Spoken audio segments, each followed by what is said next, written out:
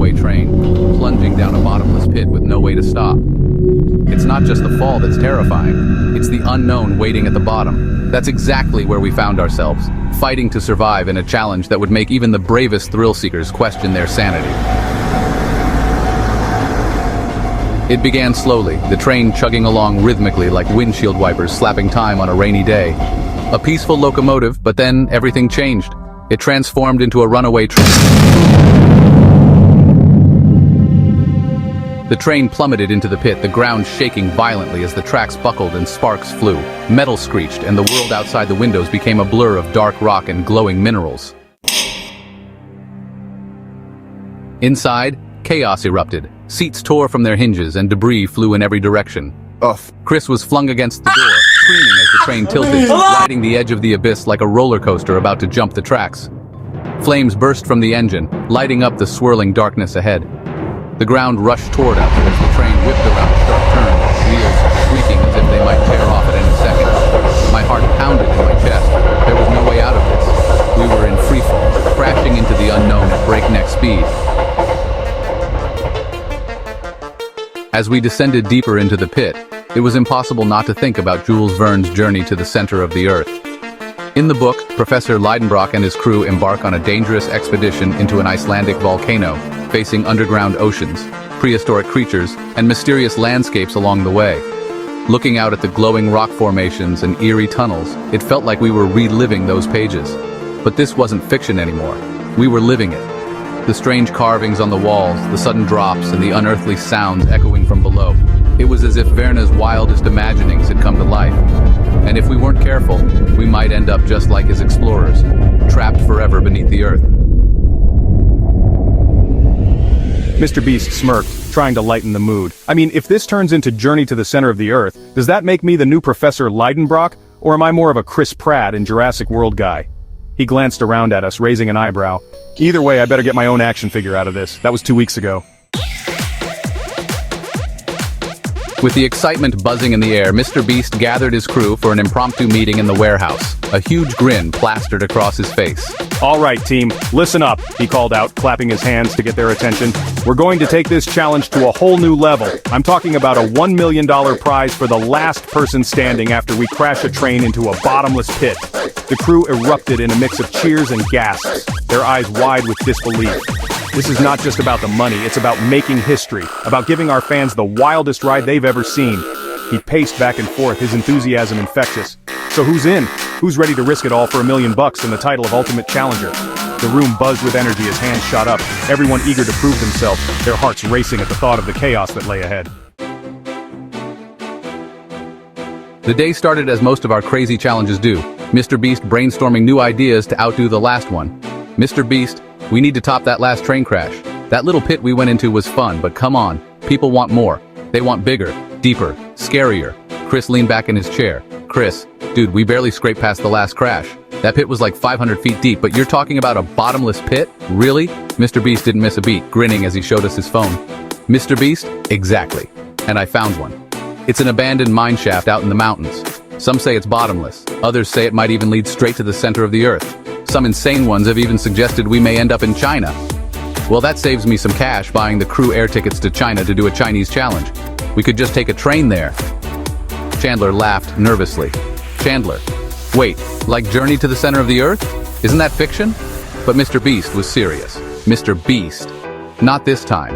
We're doing the craziest challenge yet. $1 million to the first person who can survive the journey to the center of the Earth. Fast forward to the day of the challenge, and we were standing at the edge of a massive pit, its mouth wide enough to swallow several buildings.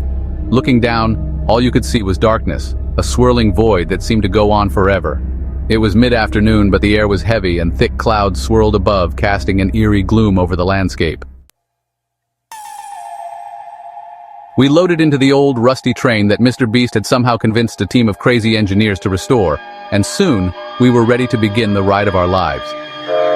The train's engine roared to life, shaking violently as it started its descent down the ancient, creaky tracks.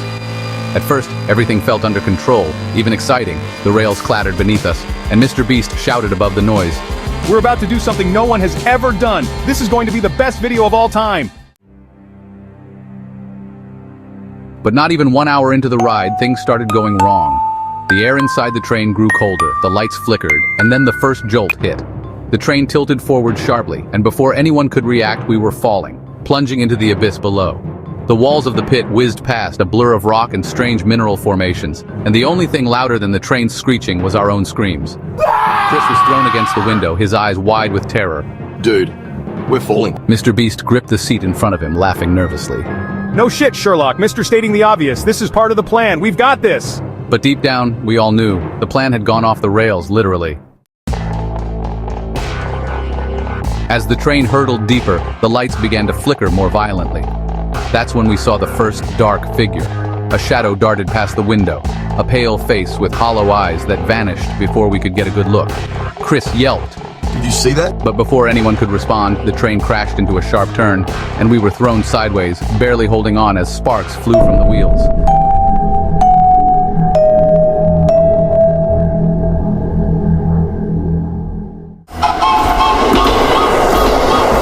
The train continued its descent, and by the time we passed mile 3, it felt like we were no longer on Earth.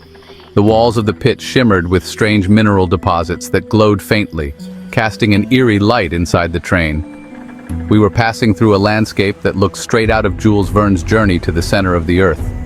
The temperature fluctuated wildly, one moment freezing, the next scorching.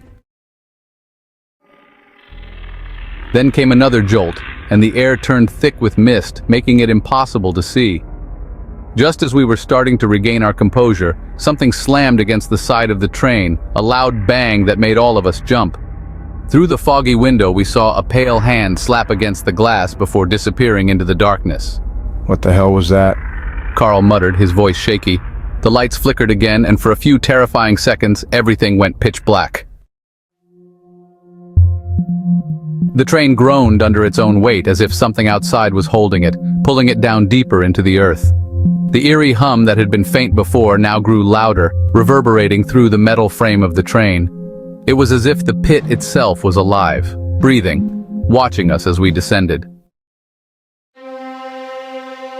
Suddenly, the train jolted violently and we were airborne.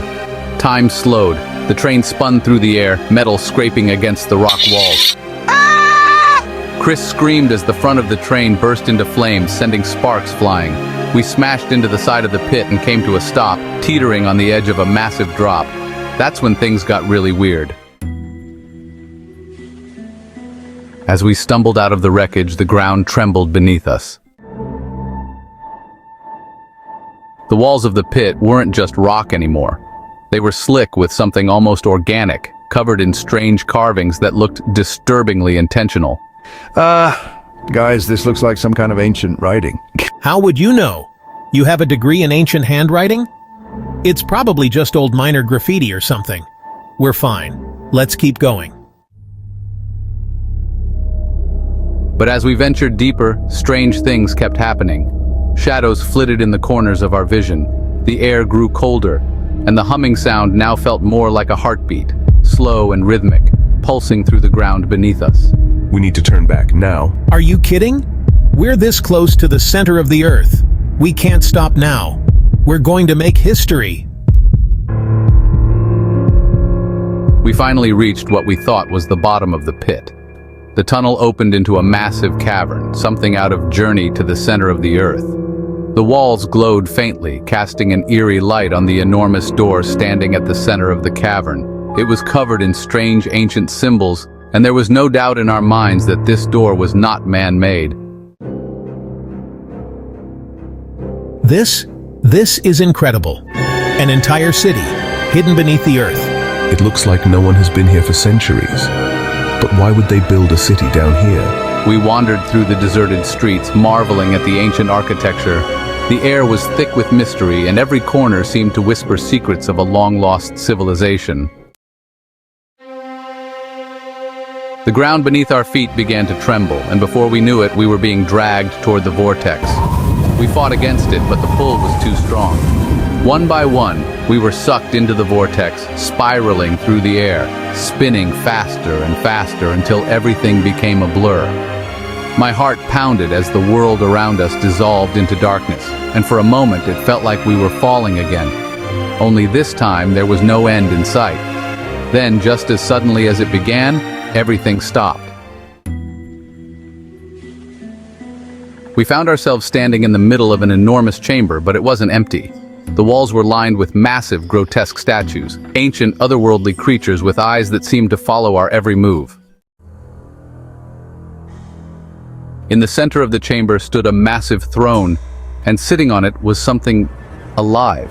Its eyes glowed a deep, eerie red, piercing through the shadows like twin embers in a dying fire. The creature's mouth curled into a menacing grin, revealing rows of jagged teeth that seemed to glisten in the dim light. "Welcome," it rasped, its voice echoing through the cavernous chamber like a haunting melody. "You've come far, but no one leaves." The air grew thick with an unsettling tension, every breath we took feeling heavier, suffocating us with the weight of dread. Just then, a sudden scream shattered the silence.